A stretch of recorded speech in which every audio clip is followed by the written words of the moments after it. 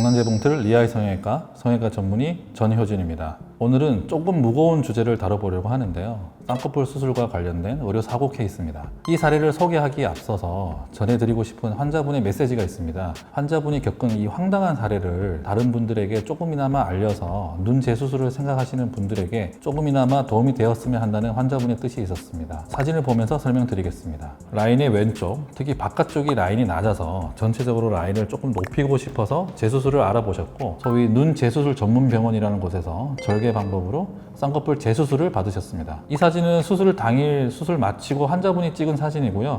일반적인 수준의 멍과 붓기가 보이고 있습니다. 자, 이 사진은 7일째 실밥 뽑았을 때 사진입니다. 이 병원은 독특하게 치료 때 원장님과 연결이 안 되고 수술하고 한 달 뒤에 경과를 볼 때 원장님과 처음 연결이 된다고 하시더라고요. 지금 사진을 보시면 사실 이때 이미 문제가 생겼죠. 검은색 딱지로 보이는 이 부분이 피부가 괴사가 된 부분입니다. 하지만 병원에서는 특별한 얘기 없이 멍 붓기 관리만 잘해 주시라 라는 말만 듣고 오셨다고 합니다. 자, 그러면 왜 이 부분이 괴사가 됐을까요? 쌍꺼풀 절개선이 들어가고 그 아래쪽 박리를 하는 부분인데요. 이 부분은 사실 자주 하는 술식은 아닙니다. 저는 안검 외반증이라고 해서 다음 사진에서 보는 것과 같이 속눈썹이 이렇게 까 뒤집어져 있는 경우에 속눈썹을 내리기 위해서 이 술식을 합니다.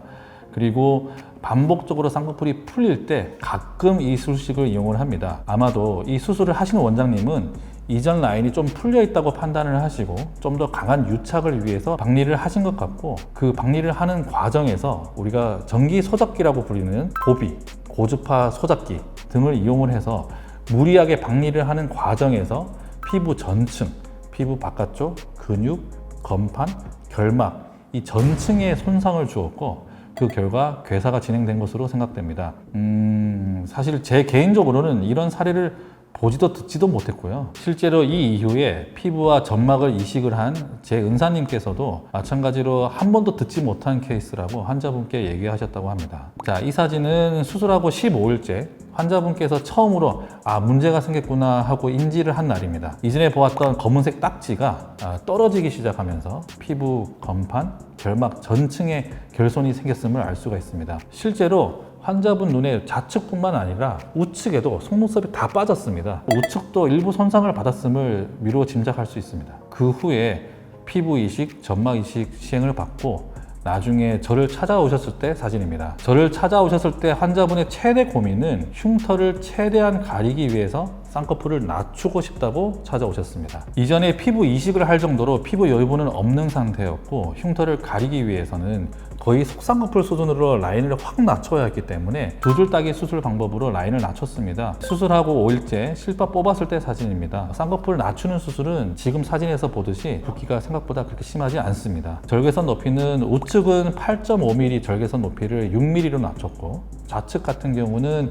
7mm에서 4.5mm로 낮췄습니다. 예상했던 대로 안쪽에 흉터는 쫙 깔려 있는 상태였으나 다행히 지방 조직이 조금 남아 있어서 수술은 잘 마무리가 되었습니다. 그리고 이 사진이 수술 후에 6개월째 찍은 사진입니다. 환자분께서 말씀하셨던 대로 흉터가 잘 가려짐을 알 수가 있습니다. 이분이 처음 병원을 찾아왔을 때는 괴사로 인한 흉터 부분이 티가 그렇게 나지 않고, 그리고 라인을 낮추기 위해서는 중간에 이식된 피부 사이로 새로운 절개선이 들어가야 해서 라인이 풀리기도 쉽고, 그 흉터로 인해서 라인이 울퉁불퉁해지기 쉽기 때문에 사실은 환자분에게 수술을 좀 말렸습니다. 그런데 정말 환자분의 말 한마디 때문에 제가 수술을 결정하게 됐는데요. 그 말 한마디가 흉터를 제발 가리고 싶다는 말이었습니다. 그래서 이 수술을 하게 되었고, 다행히 잘 마무리될 수 있었던 것 같습니다. 실제로 이분 수술 후에 많은 생각을 하게 됐습니다. 재수술을 결정하게 되는 계기를 의사 입장에서만 생각할 게 아니라 환자분과 잘 상의를 해서 결정해야 된다는 것, 그리고 상담, 디자인, 수술, 후의 치료, 그리고 후 관리 등 이 모든 일련의 과정의 전반에 걸쳐서 환자분을 면밀히 봐야 된다는 점입니다. 그렇다면 눈 재수술을 앞두고 있는 환자분들은 도대체 어떻게 병원, 원장님을 선택해야 될까요? 마치 모의고사처럼 가상으로 수술을 미리 해볼 수 있는 것도 아니고 눈 재수술은 마지막 수술이 되어야 하니까요. 그렇기 때문에 저는 상담이 더욱 중요하다고 생각을 합니다. 제가 환자분 상담을 할 때 제가 싫어하는 말이 있습니다. 원장님이 알아서 해주세요. 원장님이 보기에 이쁘게 해주세요.